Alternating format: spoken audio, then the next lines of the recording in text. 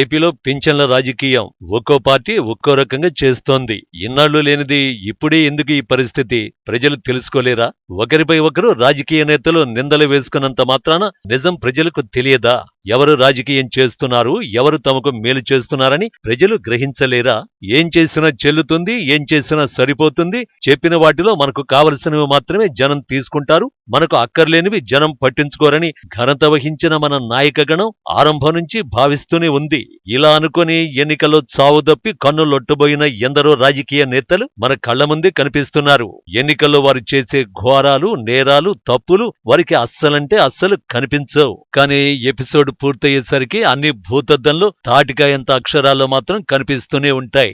నేతల వ్యాఖ్యలకు తోడు సోషల్ మీడియా విస్తృతం కావడంతో ఇప్పుడు పొలిటికల్ హీరోలు ఎప్పుడేం మాట్లాడారన్నది 70mm సౌండ్ లో ప్రతిధ్వనిస్తోంది.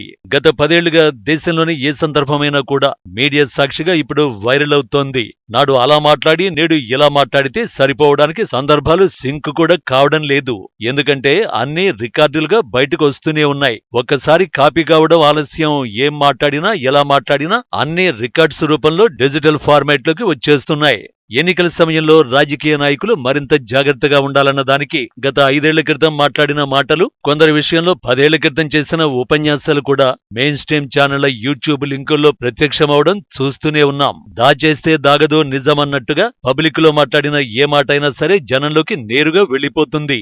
ఆ రోజు అలా అనలేదంటే టక్కున ఆ వీడియో ప్లే చేస్తున్నారు. ఇక ప్రతి ఒక్కరికి ఫేస్బుక్ ఒక చేతిలో ఛానల్లా మారిపోయిన పరిస్థితి. వాట్సాప్ స్టేటస్ అదే సోషల్ స్టేటస్ లా మారిపోయిన వ్యవహారం.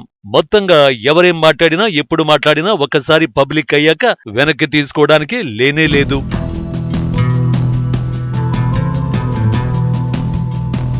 తెలుగు జాతికి ఎందరో నాయకులు ఎన్నెన్నో ఉపకారాలు చేశారు. ప్రజలకు ఉపయోగపడే ఎన్నో ప్రజాహిత కార్యక్రమాలు చేపట్టారు. వారు రాజకీయాల కోసం కొన్నిసార్లు కొన్ని విషయాలు నిర్ణయాలు తీసుకున్నా ఎక్కువ శాతం ఆయా సందర్భాలను బట్టి, ప్రజా అవసరాలను బట్టి నిర్ణయాలు తీసుకోవడం జరుగుతూనే ఉంది. ఇది నడుస్తున్న చరిత్ర.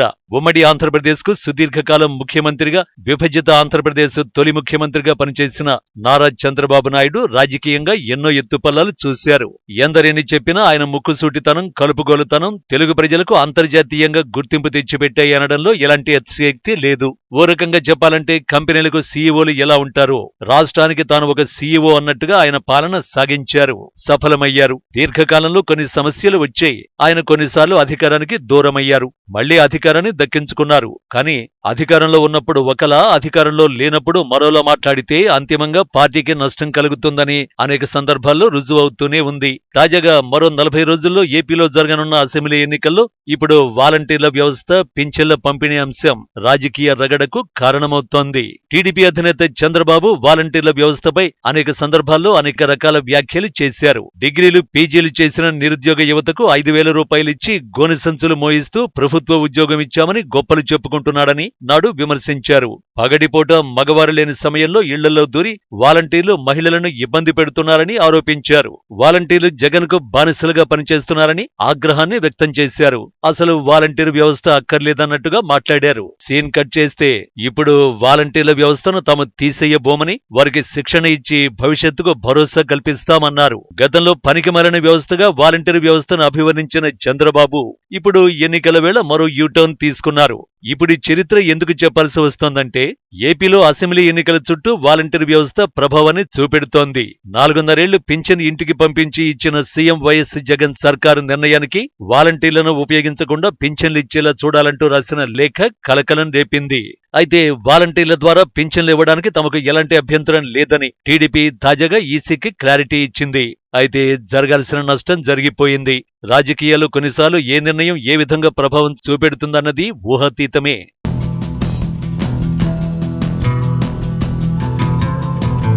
ఏపీలో ఇప్పుడు పింఛన్ల యుద్ధం పతాక స్థాయికి చేరుకుంది. అధికారంలో ఉన్నవారు ఒకలా, ప్రతిపక్షంలో ఉన్నవారు మరోలా స్పందించడంతో అసలు సమస్య వచ్చి పడుతోంది. మరో 40 రోజుల్లో ఏపీ అసెంబ్లీ ఎన్నికలు జరగనున్న తరుణంలో సంక్షేమ పథకాలే అస్త్రాలుగా ఎన్నికల గోదాలు దిగిన వైసీపీ ఇప్పుడు పింఛన్ల పంపిణీలో వాలంటీర్ల ప్రమేయంపై జరుగుతున్న రాజకీయ రచ్చ రాష్ట్ర వ్యాప్తంగా కలకలం రేపుతోంది.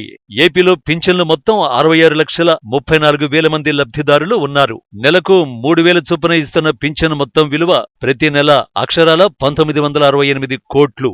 వైసీపీ అధికారంలోకి రాకముందు పింఛన్ల మొత్తం 2,000 రూపాయలుగా ఉండేది. 2014 ఎన్నికల్లో విజయం సాధించిన తర్వాత 200 రూపాయల పింఛన్ను చంద్రబాబు 1,000 రూపాయలకు పెంచారు. అయితే 2019 ఎన్నికలకు ముందు ఆ మొత్తం చంద్రబాబు 2,000 రూపాయలకు పెంచారు. అయినప్పటికీ ఆ ఎన్నికల్లో వైసీపీ విజయం సాధించింది. అయితే ఆ ఎన్నికల్లో జగన్మోహన్ రెడ్డి 3,000 రూపాయల వరకు పింఛన్ని పెంచుకుంటూ పోతామంటూ ఇచ్చిన హామీతో నెల నెల పింఛన్ల కోసం ప్రభుత్వం చేస్తున్న ఖర్చు 2,000 కోట్ల రూపాయలకు చేరుకుంది. తాజాగా ఏపీలో అధికారంలోకి వస్తే పింఛన్ల మొత్తం 4,000 రూపాయలకు పెంచుతామంటూ టీడీపీ అధినేత చంద్రబాబు భరోసా ఇచ్చారు. ఈ బాధ్యతంతా ఇప్పుడు వాలంటీర్ల చేతుల మీదుగా జరుగుతోంది. ఒక్క మాటలో చెప్పాలంటే ఏపీలో ప్రభుత్వ సేవలన్నీ వాలంటీర్ల ద్వారా జరుగుతున్నాయి. ఇంటి దగ్గర కూర్చుని వాలంటీర్ సాయంతో ప్రభుత్వ సేవలన్నింటినీ పొందేందుకు ప్రభుత్వం చర్యలు చేపట్టింది. అంతేకాదు వచ్చే రోజుల్లో ఇళ్ల రిజిస్ట్రేషన్లు కూడా సచివాలయాల పరిధిలోకి తేవాలని భావిస్తోంది. ఒకప్పుడు ఎంఆర్ఓ కార్యాలయాలు, ఆర్డీఓ కార్యాలయాల చుట్టూ తిరగాల్సిన పని తేలికయింది.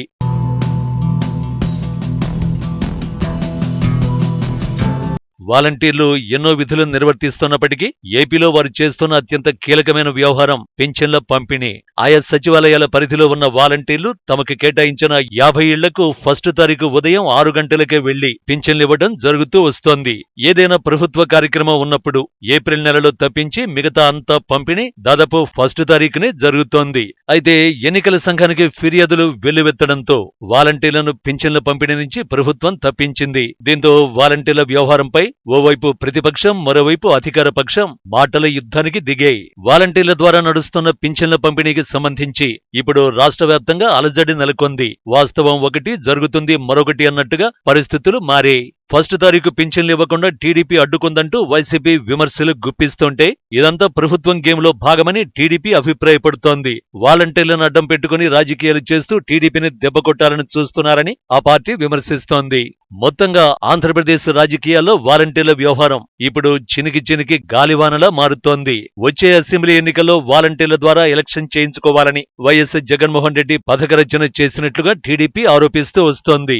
అందుకనుగుణంగా మొదటి నుంచి వాలంటీర్ల నియామకం, వారి సేవలపై టీడీపీ పలు అభ్యంతరాలు వ్యక్తం చేస్తూ వచ్చింది. వాలంటీర్ల అవసరం లేదన్న భావనను కలిగించింది.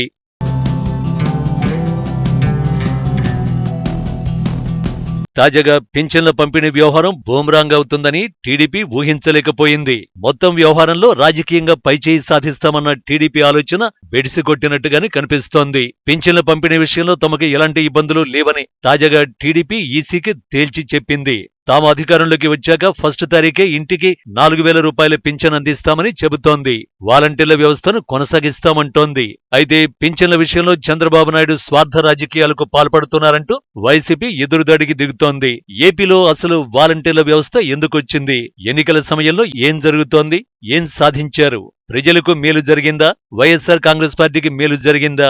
ఇలాంటి ఎన్నో అంశాలు రాజకీయంగా తెరపైకి వస్తున్నాయి. వాస్తవానికి వాలంటీర్ల వ్యవస్థ వల్ల టీడీపీ నాయకులకే కాదు అధికార పక్షం ఎమ్మెల్యేలకు కూడా ఇబ్బందులున్నాయి. వాలంటీర్ల వల్ల సామాన్యుల వరకు కూడా తమ వద్దకు రావడం లేదని, కేవలం సచివాలయం వద్దకు వెళ్లడం, వాలంటీర్లతో మాట్లాడి తమ పనులు కానిచ్చేసుకుంటున్నారన్న అభిప్రాయం కలిగిపోయింది. కానీ రాను రాను వారందరూ సైలెంట్ అయ్యారు. రాష్ట్ర వ్యాప్తంగా వాలంటీర్లను వైసీపీ ఎమ్మెల్యేలు లేదంటే వైసీపీ ఇన్ఛార్జీలు ఎక్కువగా నియమించుకున్నారు. దీంతో సహజంగానే వారు ఆయా వ్యక్తులకు లాయల్ గా ఉంటారన్న భావన ఉంది. వాస్తవానికి ఇది నిజం కూడా.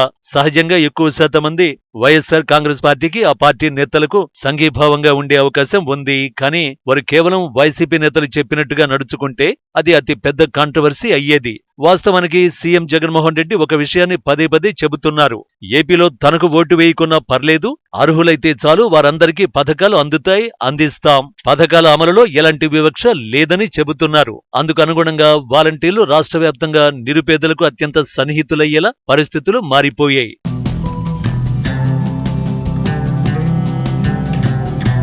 అయితే వాలంటీర్లను వైసీపీ పార్టీ వ్యవహారాలకు వినియోగిస్తోందన్న వర్షన్ వద్దే మొత్తం వ్యవహారం కాంట్రవర్సీకి కారణమైంది. ప్రజలకు సేవ చేయడానికి తాము వ్యతిరేకం కాదని, కేవలం పార్టీ సేవ చేసే వారిని ఉపేక్షించమంటూ తేల్చి చెప్పేసింది. తాజాగా వైసీపీకి మద్దతుగా ఉన్న పలువురు వాలంటీర్లు పదవులకు రాజీనామా చేయడం కూడా సంచలనంగా మారింది. మొత్తంగా తాను ఎన్నికల్లో ఇచ్చిన హామీకి అనుగుణంగా పౌర సేవలను గ్రామస్తుల ఇంటికి నేరుగా తీసుకువెళ్లడం ద్వారా వైఎస్ జగన్ పేద ప్రజలకు ఆరాధనీయ భావన కలిగేందుకు కారణమయ్యారు. వ్యవస్థను వైసీపీ రాజకీయం చేస్తూ ఉండడంతో చంద్రబాబు కూడా కొంత వెనక్కి తగ్గారు. ఏపీలో వాలంటీర్ల వ్యవస్థ ద్వారా జగన్మోహన్ రెడ్డి రాజకీయంగా పైచేయి సాధించారన్న భావన కలగడంతో తనకు సైతం ఆ వాలంటీర్ల వ్యవస్థ మేలు కలిగేలా మలుచుకుందామని తాజాగా చంద్రబాబు భావిస్తున్నారు. అందుకే వాలంటీర్లను ఎవరిని కూడా తాము తీసేయబోమని, వారందరికీ వృత్తి నైపుణ్యం అందించి మెరుగ్గా సంపాదన చేసుకునేలా సహకరిస్తామని హామీ ఇచ్చారు.